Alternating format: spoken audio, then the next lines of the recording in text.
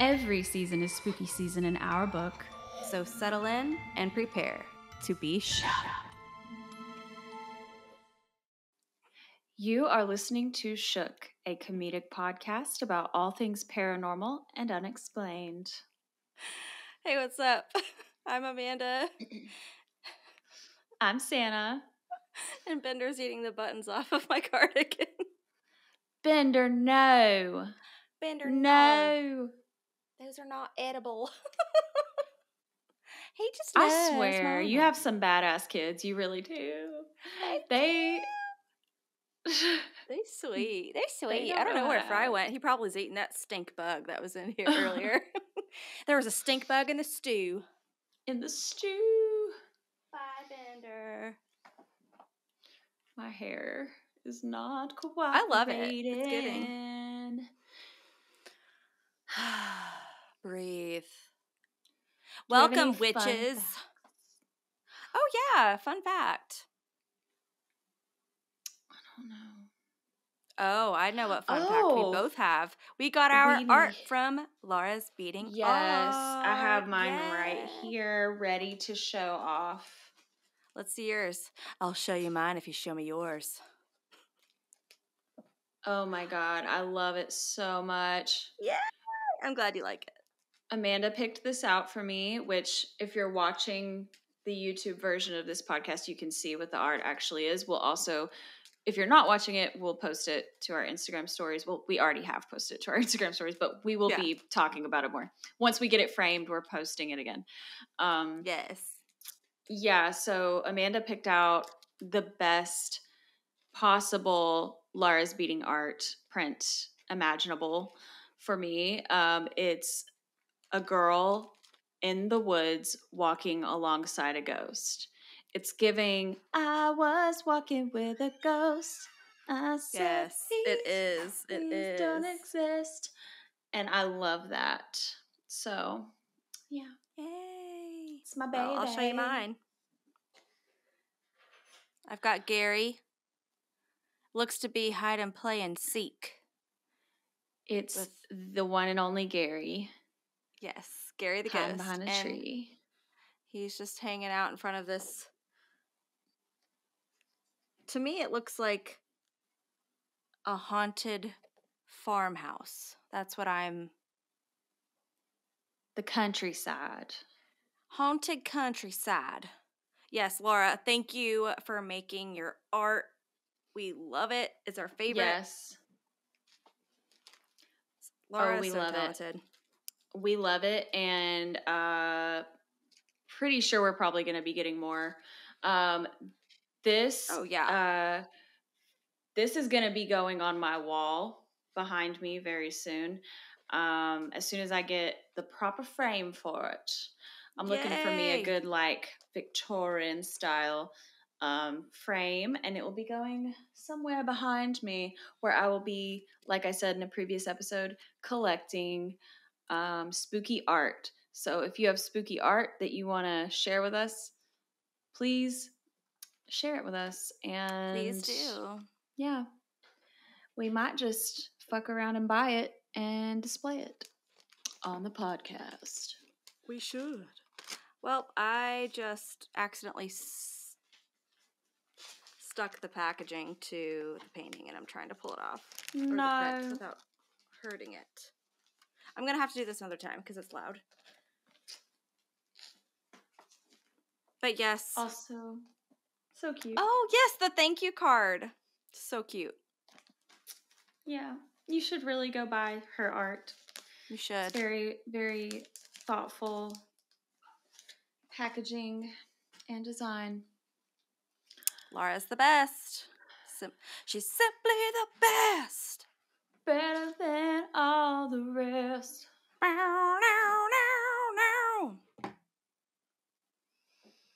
We the best music. We the best. I'm cutting that.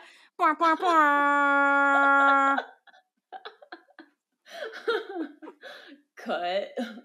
This is like a little too orange. I don't know. Might have to turn it down a notch. It's spooky season officially.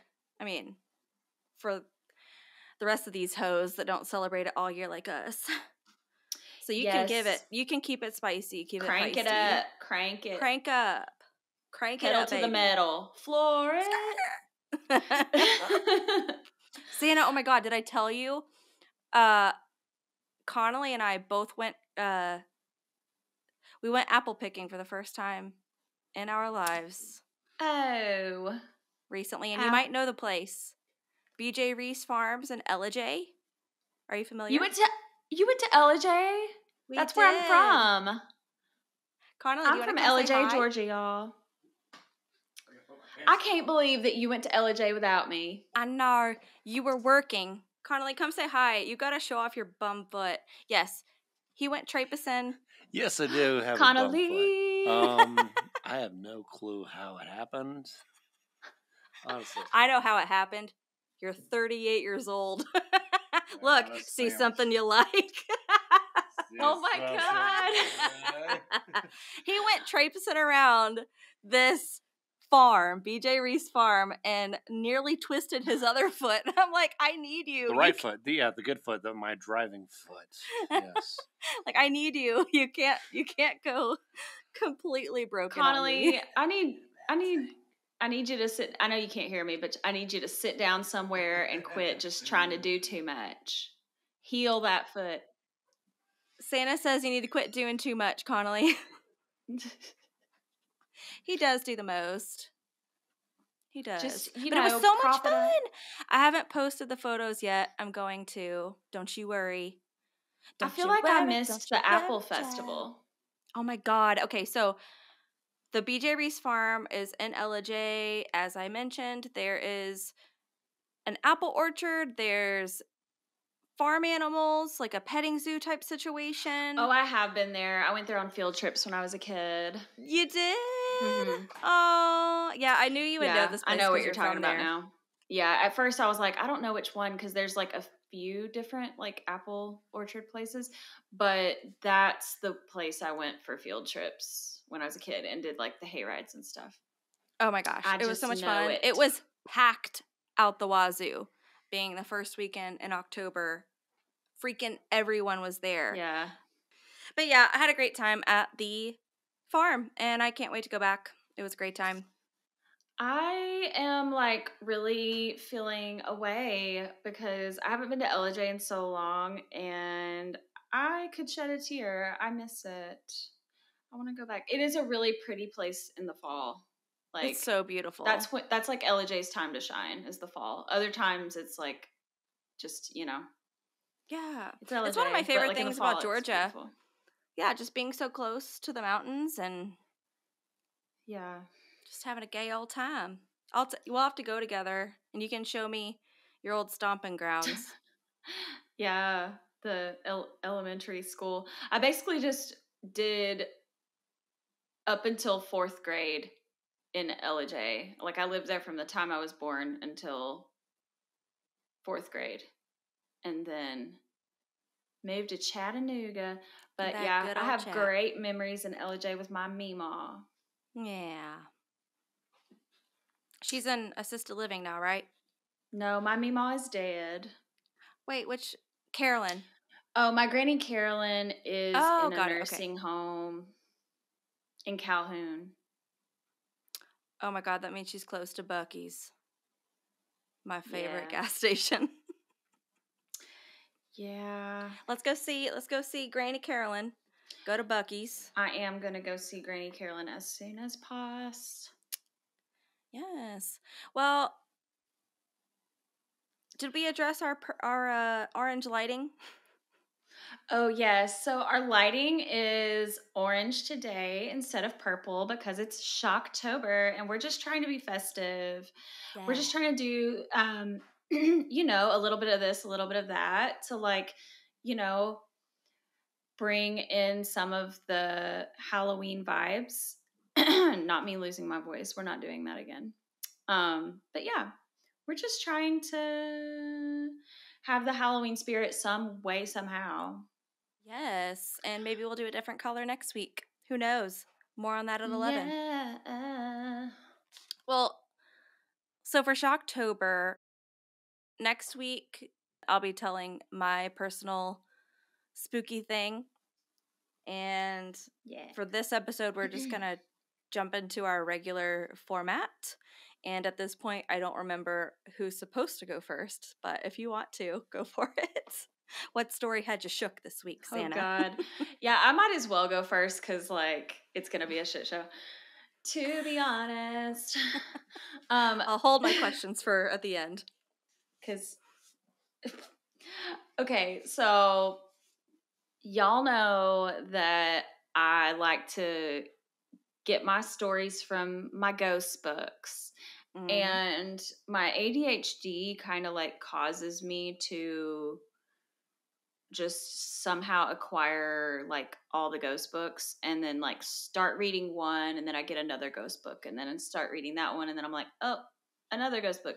And so I just got like all these ghost books like piling up and I keep thinking my story is going to be one thing and then I start it's so hard. I always, not always, but it is often that I think my story is going to be one thing, and then at the last second, it becomes something else. And by last second, I mean really. So I got this great new book. It's called A Haunted History of Invisible Women, True Stories of America's Ghosts by Leanna Renee Heber and Andrea James. This book literally just came out.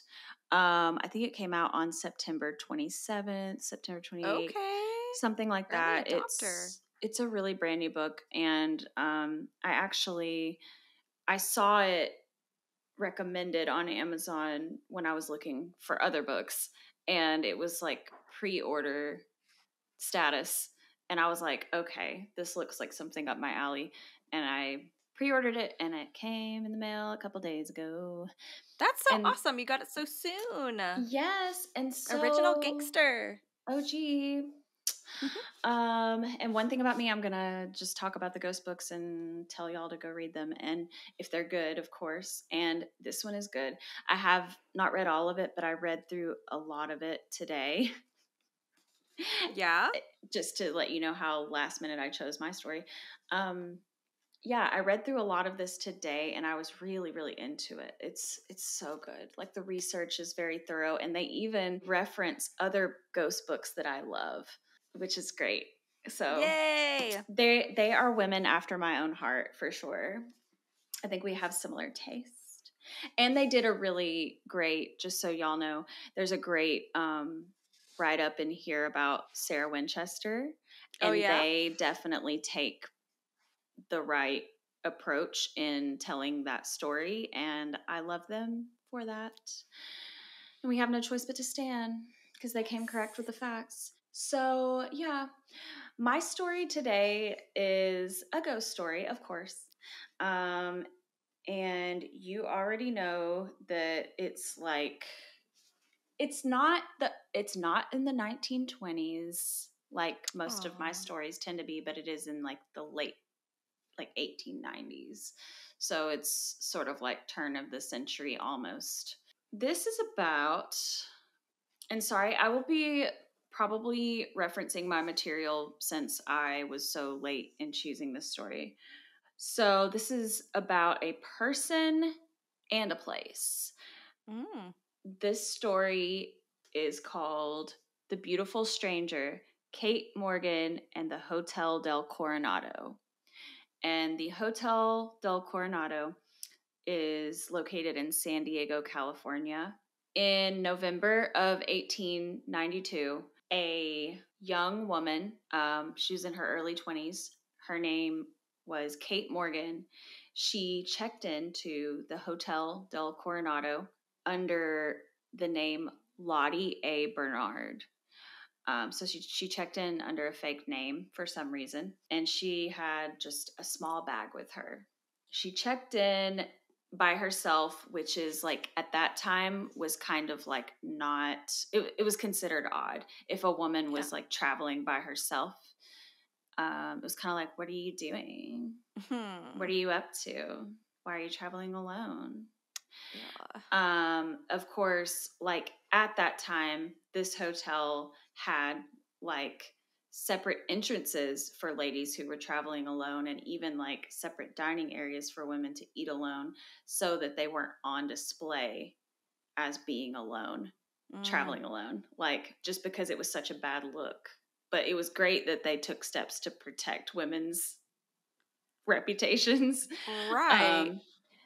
It was such a bad look to be seen alone without the To be single accompaniment at of a the age man. of 12. Right. She's 13 and she hasn't even been betrothed. She's going to die an old maid. She hasn't been wed by the age of 13. What a spinster. Her egg's about to fall out. Oh, God. Completely. So, yeah, Kate Morgan, she was staying in there in the hotel, and basically it was evident to hotel staff that she was going through something. She was very unwell, and she had actually told a member of the hotel staff that she had stomach cancer and that the doctors had considered her a lost cause, basically. Yikes. That's what she said. And so she was basically just like very, very ill. And like she was really like walking around this place, like looking like, like just on death's doorstep, like sick, And that made me so sad when I read it. Like the doctors just were like, well, lost cause. Like, I mean, I guess they didn't have the means back then to like try to eradicate something like that. So while she was there, wandering around the hotel in her haggard state, she would go up like to the front desk and ask if they had heard from her brother.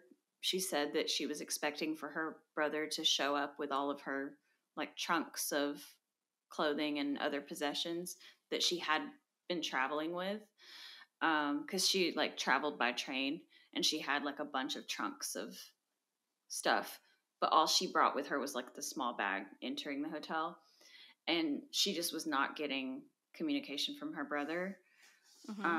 But she was like very worried about that.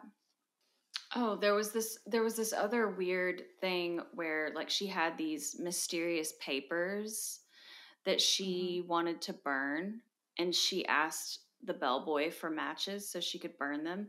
And so she burned these papers in her fireplace, but we don't know what those papers were. Like, what were the papers? Like, she was burning evidence of some sort. It seems like it's like, I have to burn these papers. Why? Marriage papers or something, maybe? I mean, who knows? She was technically married. She was married to this man who was like a gambler, gambling addict or something like that. So maybe she was burning papers related to that. Who knows? Who knows? We can only speculate what the papers entailed. And then at one point, she ended up getting $25 wired to her. So she never heard from her brother, but she got the $25 wired to her from a friend named Mr. Allen in Iowa. So she took a trip out of the hotel sometime after she received the $25, and she said she was going to the train depot to try to collect her trunks that she had left behind. But instead, she went to a gun shop called Chick's Gun Shop on 5th Street in San Diego. And she purchased a pistol and ammunition and then returned to the hotel.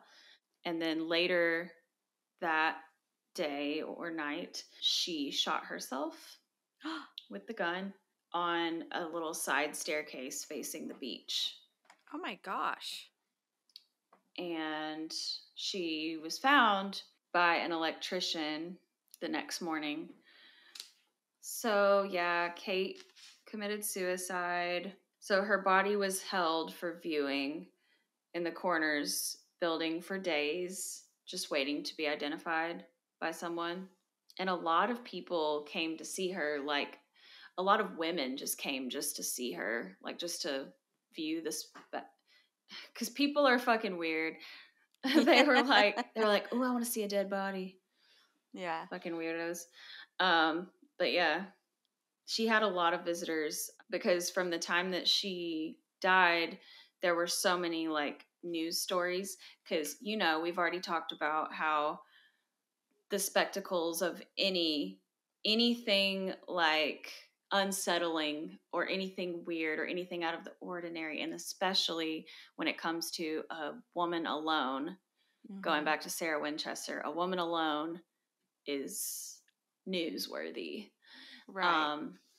And so she was called by the newspapers. She was given the name The Beautiful Stranger. And that's kind of just what they called her in the newspapers. This was before they knew what her name was, before she was identified. One of the newspapers, this newspaper only had her fake name, Lottie, the fake name that she used for the hotel. And they said, Mrs. Anderson Bernard, 24 years of age, arrived at Del Coronado alone last week. She was reserved and mingling, not with other guests, made few acquaintances. It was known, however, that she was an invalid. Oh. On Monday, she resolved to end her sorrows and sufferings. So crossing the bay, purchased a revolver and cartridges. Soon after dark on that evening, she deserted the warm, cheerful rooms of the hotel for the darkness outside, and on the steps at the rear, in the cold, drizzling rain, took her own life. So yeah, the newspapers reported about her a lot, like following that situation, and it was very much like the mystery of like, who is this beautiful stranger? Eventually, they identified her not by her brother or any person coming to identify her. A man came forward that said that he had like witnessed her fighting with another man on the train that she arrived on. Oh, wow. So we don't know if that was her husband. We don't know if that was her brother. Who was it she was fighting with on the train and why? We don't know. But they did collect her trunks somehow, and they found more information to identify her in her belongings, and just a little more information about like what was going on with her, like the fact that she had a husband and things like that.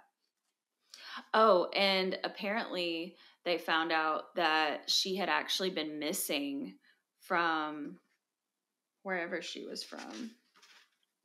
Wow. Oh, she had been considered missing, I guess, by her husband since the November 23rd. And I think she committed suicide on the 27th. So she had been a missing woman.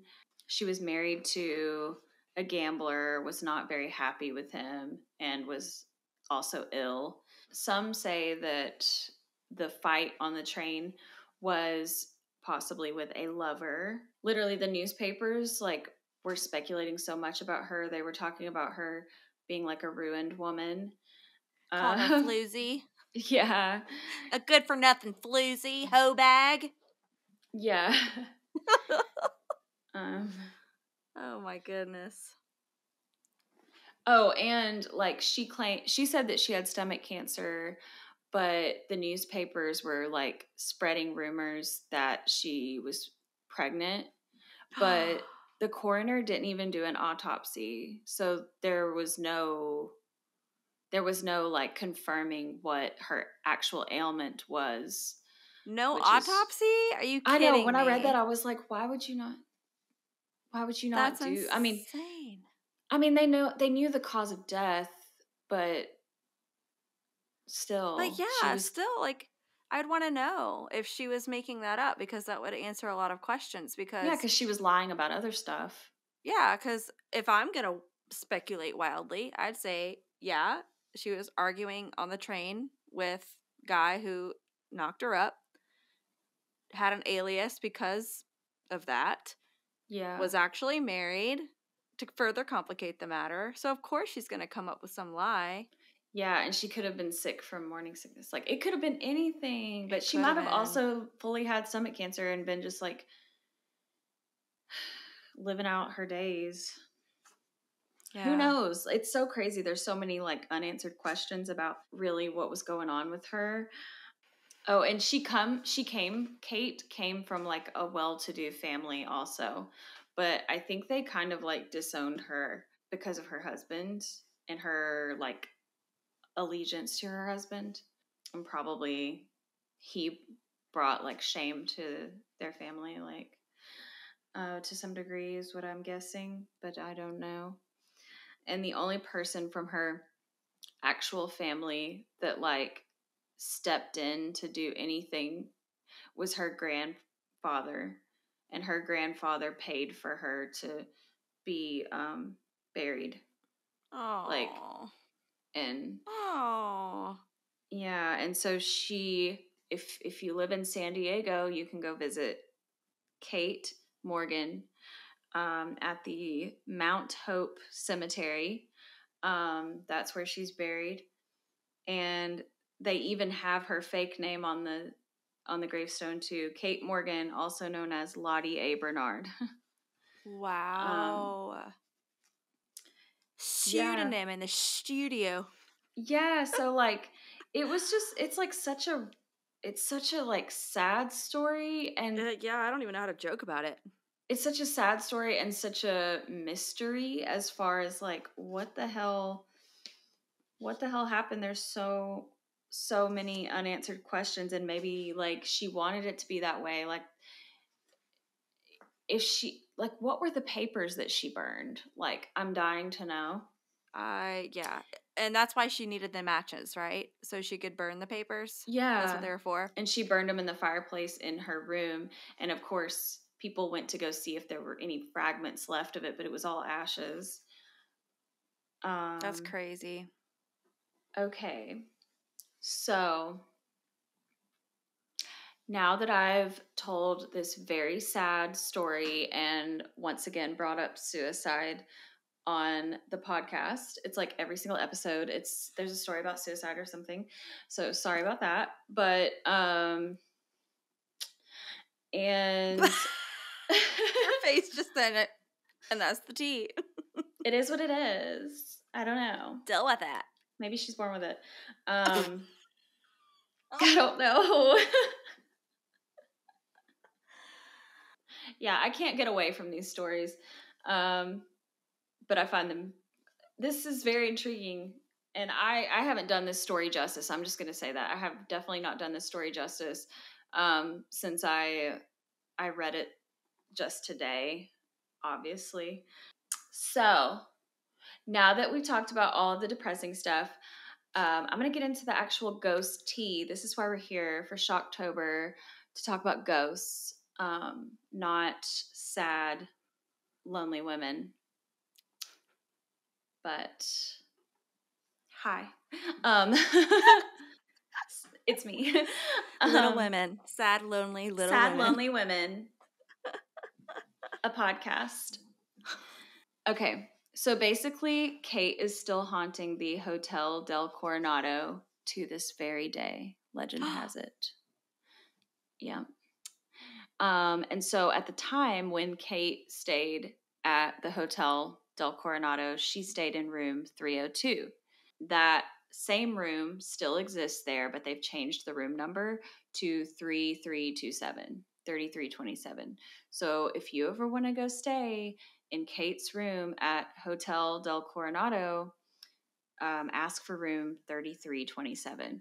Apparently, people have had experiences there. Like, pretty much everybody that goes there and stays in that room or the rooms in the same hallway, like, there's so many stories. People have seen her like walking in the hallway. They've seen her in other areas of the hotel, and they see her in the like period attire.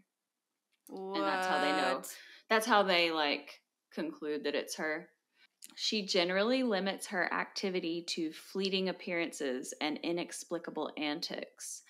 Guests in Kate's room report everything from breezes that come from nowhere to having to deal with a television set that turns on and off by itself.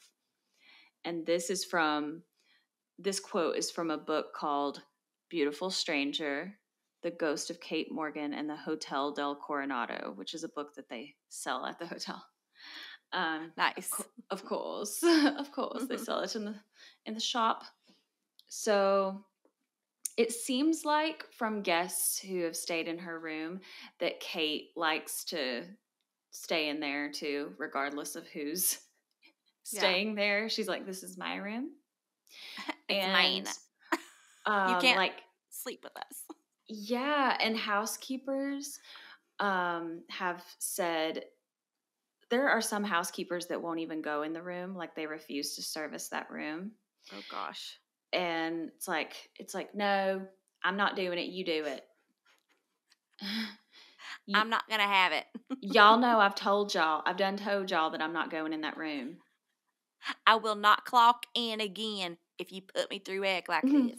I will clock right out if you tell me I have to go in the room. Because when they go in there, the creepiest thing is like for them when they're changing out the bedding, there's literally the indentation of a person in the bed, like as if a person's sleeping. Like, you know, when you're sleeping and you're actively, your body is weighing down a part of the mattress.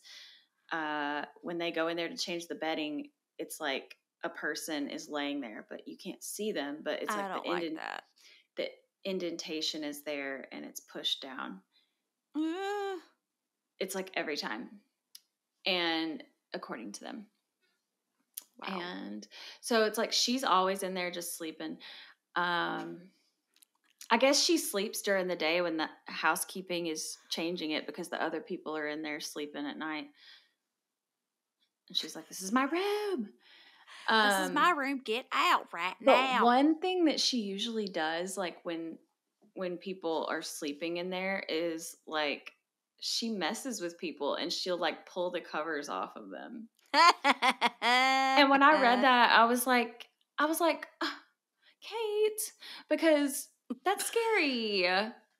That's scary. Don't, you know what I mean? Like you can hang out, and like be in the room and you can like chill and like you could go lay down on the couch, like make some coffee, make some tea, order room service on my dime even.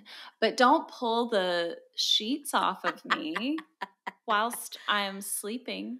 Yeah, that would freak me out. Yeah, I don't, but she's not violent though. She's really not. She's just claiming what's hers, you know?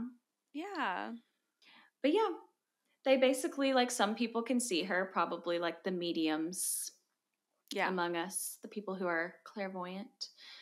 And then, yeah, people that stay in the room just have those little things. And then she also messes with the electricity in the building in general, but definitely in the room. And, like, you know, the room keys. Yeah. Like, people have said that, like, she messes with those too. Like, yikes. Makes them defunct. She don't want you coming in that room. She said it over and over again. Bitch, I told you I'm having a cat nap. She done told y'all that's her room, so I done told you. Keep on, and she'll pull the bed covers off of you. Oh my God. Man, I would freak out if I was turning down a room and I saw the imprint of someone's body laying up in that bed. I'd be like, "Excuse me?" That's the scariest part for me. That's that and the pulling the sheets off. But she also does the phone calls. And then, like, people pick up and then there's no one on the other line. It's just like random phone calls. Just breathing. Yeah. 7 days. Oh, and then, like, you know, like the string that hangs down from like a ceiling fan. Yeah. Yeah, she moves that. Like let's say like the ceiling fan isn't even on. She's just like, bam. And then it'll just like sway. That's just a little bit silly. Are we sure she wasn't actually 13 when she died? I'm just kidding. I'm gonna play some tricks on you. Well, she was 24 when she died, and I will say, when I was 24, I was immature as fuck. Same. Like, still am, but I was like basically a teenager still. Like Arrested Development. Yeah.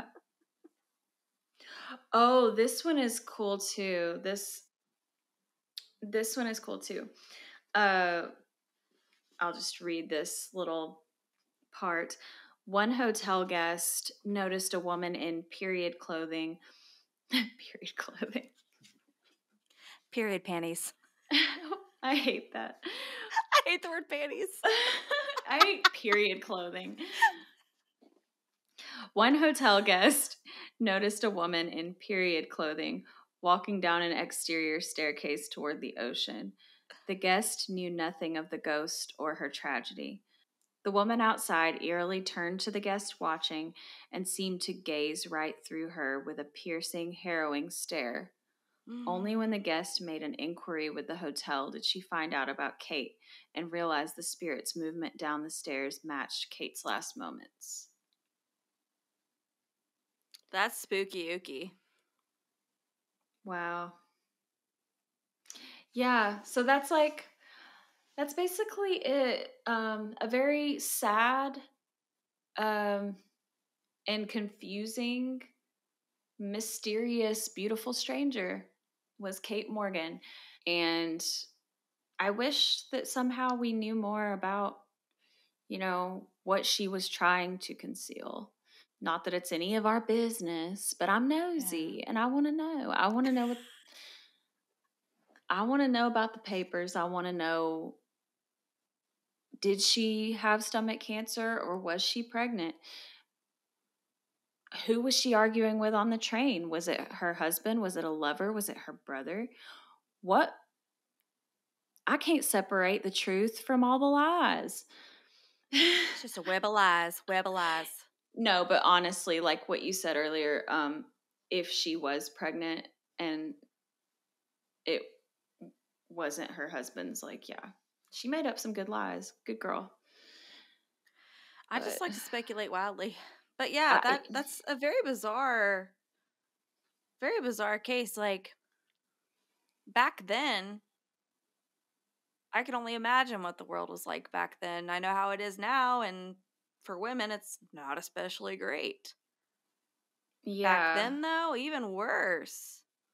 Like, bless her. Yeah, and then imagine, like, revealing that you're pregnant at all. Jeez Louise. Was that suggested in the book that she may have been, or is that just us going off a deep end? It was not suggested in the book that she might have been pregnant, but in the book they talked about the wild speculation of the public that she was. Got it. Yeah, so the authors don't state an opinion. There's always a fucking witch hunt. But yeah, the newspapers went wild about her.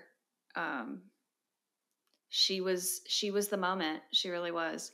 And as anonymous as she tried to be, she was the moment. She was. Wow. And good for her. Good for her. But sorry that I struggled through this story. Also, that's what sorry that it isn't the ghost story that I was really like setting out to talk about, but when I read it today, it just like really, it just stayed with me. Like, it affected me the most. And I read a lot of different stories from this book today, and all of them were good, but this one just like stuck out to me the most and had the coolest like ghost tea as well. Yes. We're here for the ghost tea. And can you show the book again? Yes. So again, this story is from A Haunted History of Invisible Women, True Stories of America's Ghosts by Leanna Renee Heber and Andrea Janes. Love it.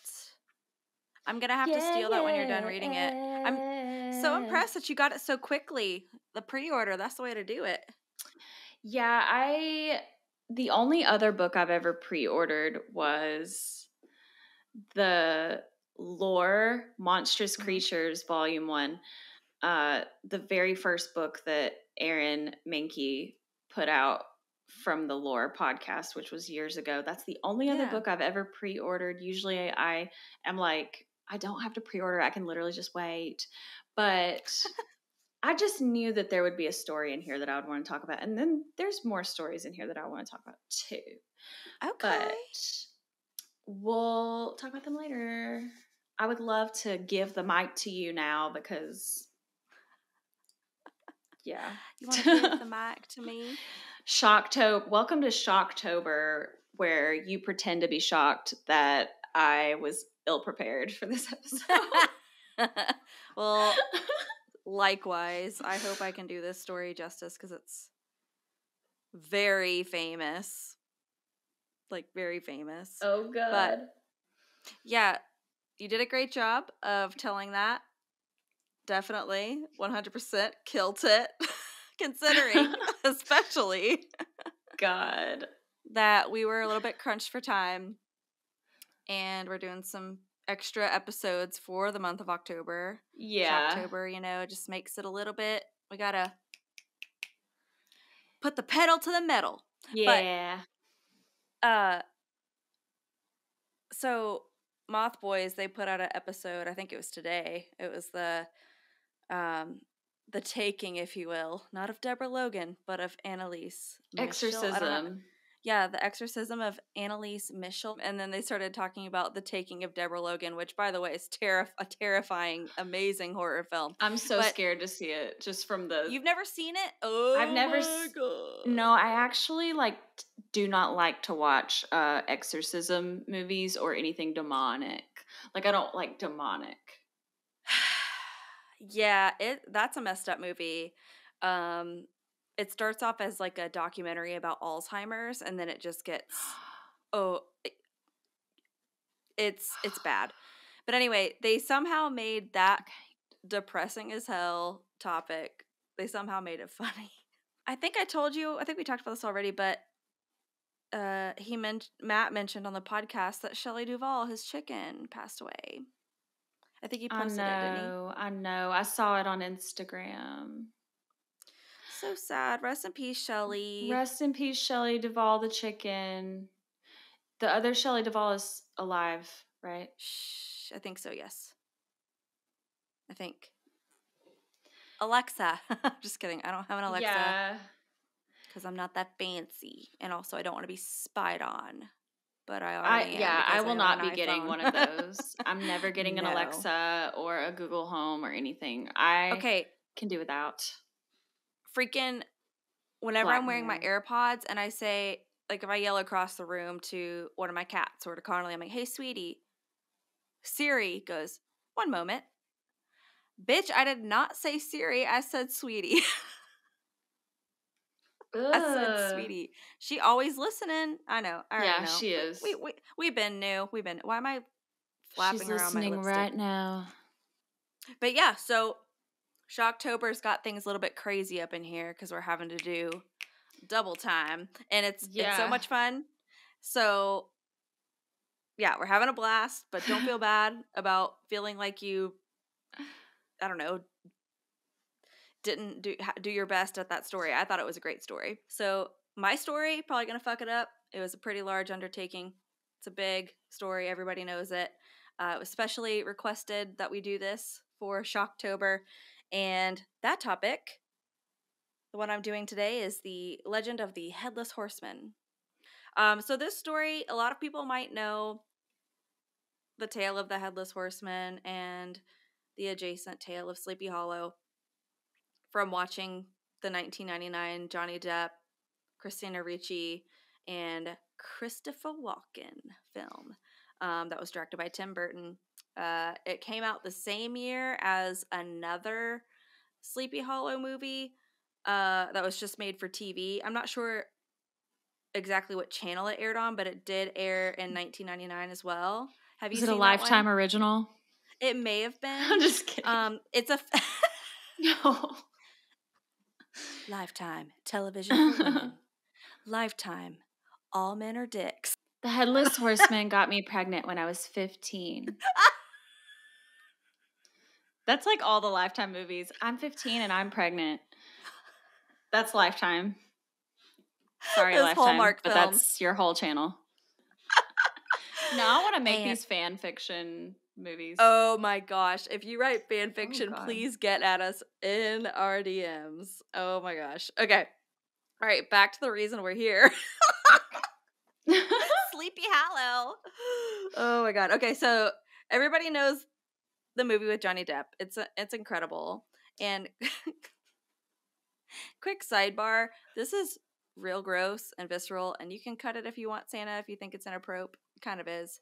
But the first time I saw Sleepy Hollow, starring Johnny Depp, Christina Ricci, and Christopher Walken, I had just gotten my very first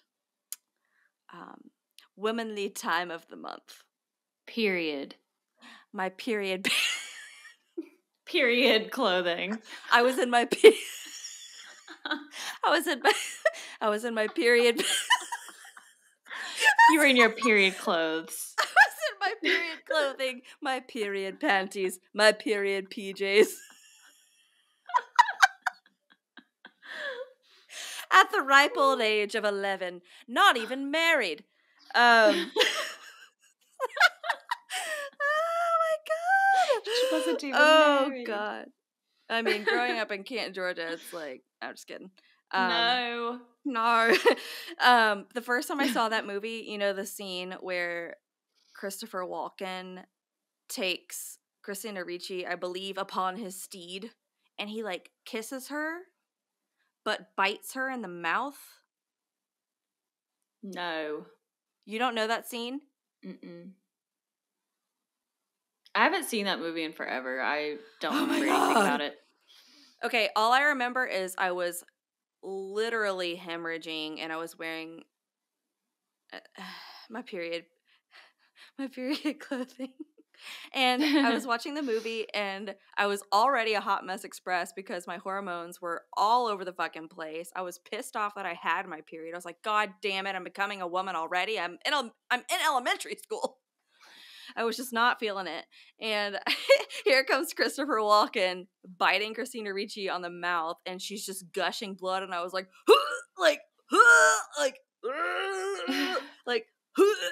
I was just so nauseous watching that. And I think I was also eating a piece of toast with grape jelly on it, which just was awful combo. Just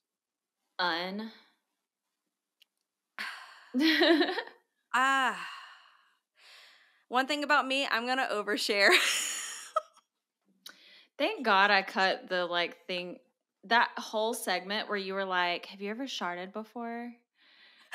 And I was like, no. And you were like, I'm trying to decide if I believe you. And then we just went on this very long, we talked about poop for so long. That's gonna go in the Patreon. I had to strategically figure out how to cut that out and then transition from what we were talking about before. It was so hard, but I was like, we cannot have the shart stuff. We cannot, but we can have the period stuff. Because Sharty shook. You have to keep the cackling about period panties. We're talking about periods on this podcast. Okay, because we have periods. Everybody bleeds. Okay, so enough about period panties. Yeah, that whole scene fucked me up.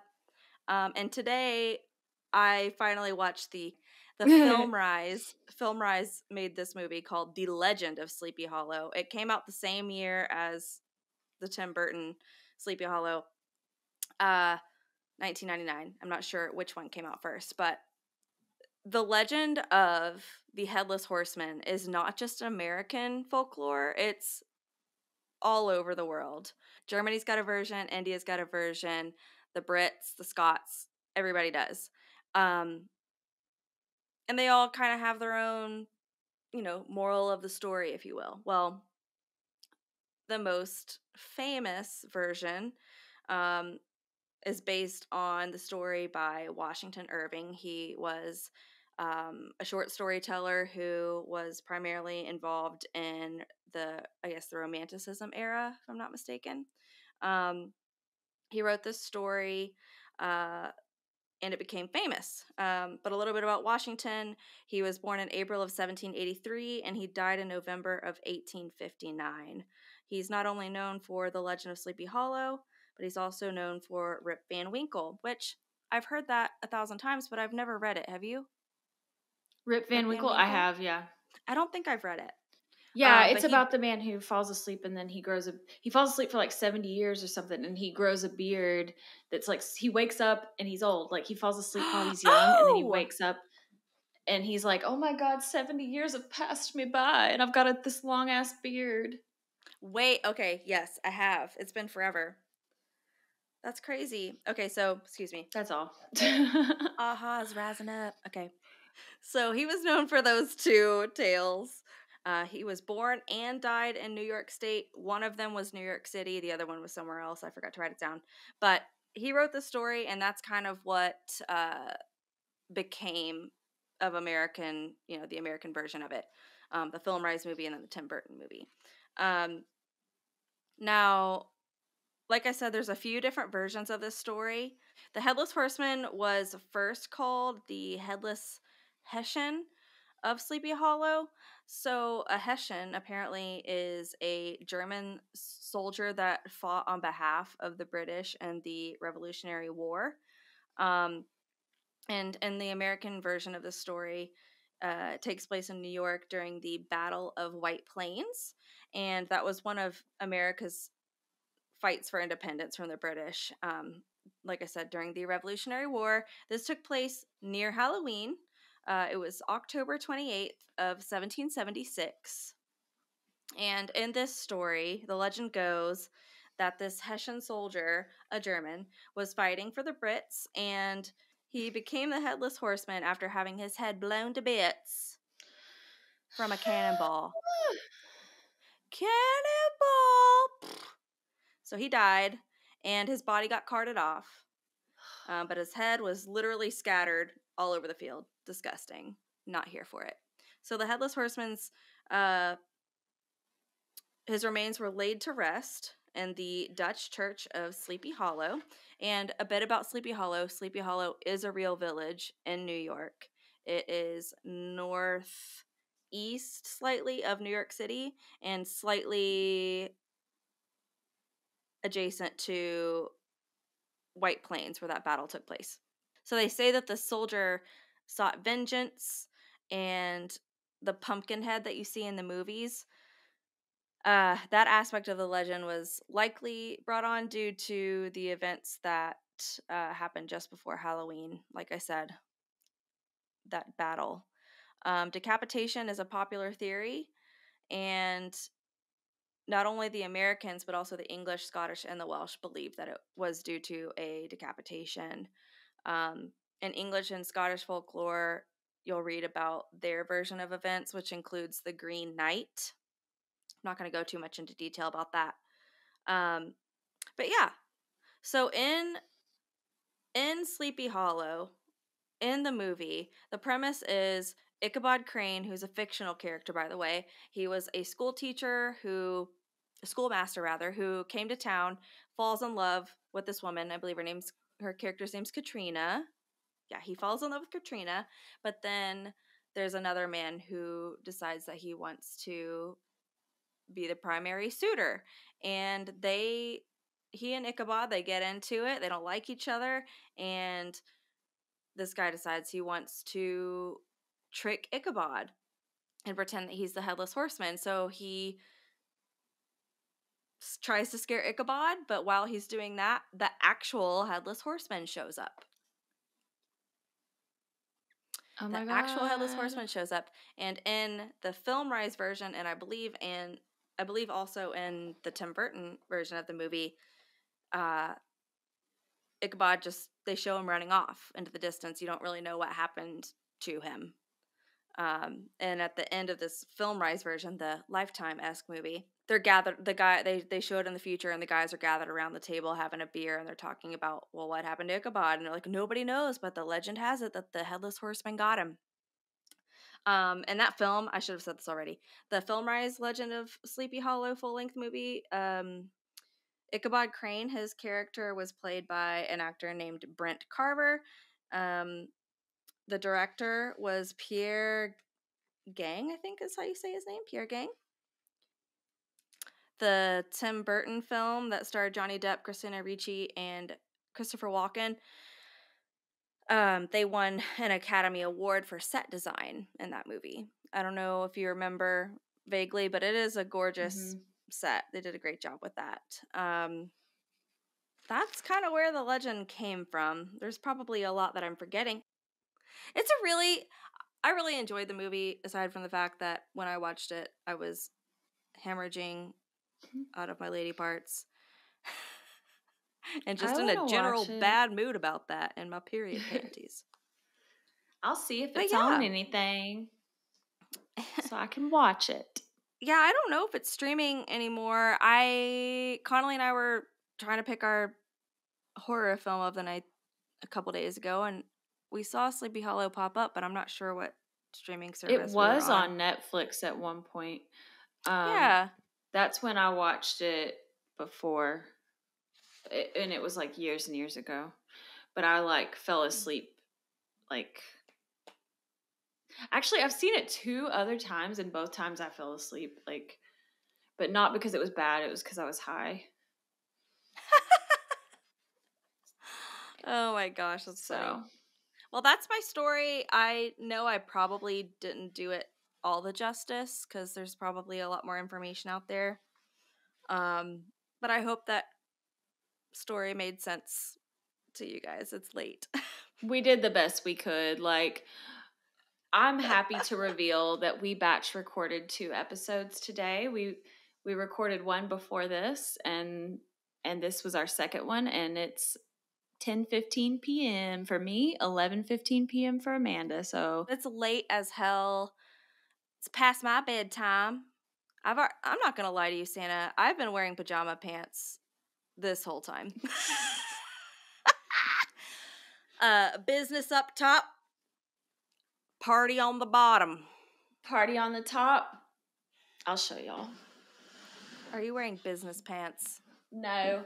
Oh, y'all can't even see. I'm wearing party on the top, party on the bottom. Yeah. I'm wearing a dress, pajama pants, and a cardigan. Pull over. Yeah. It's a cardigan, but thanks for noticing. Dumb and Dumber's top 5 movies for me. It's so fucking funny. But anyways, do we have any unfinished business, or are we good? We're like yawning in the club right now, so I think we're... The unfinished business is that we need to sleep so that we can keep making more of these. Yeah. And so that I can start editing these in the morning. Because in the morning, I'm going to start editing this episode, this specific episode. So, and yay. We have one coming out this week. Yeah.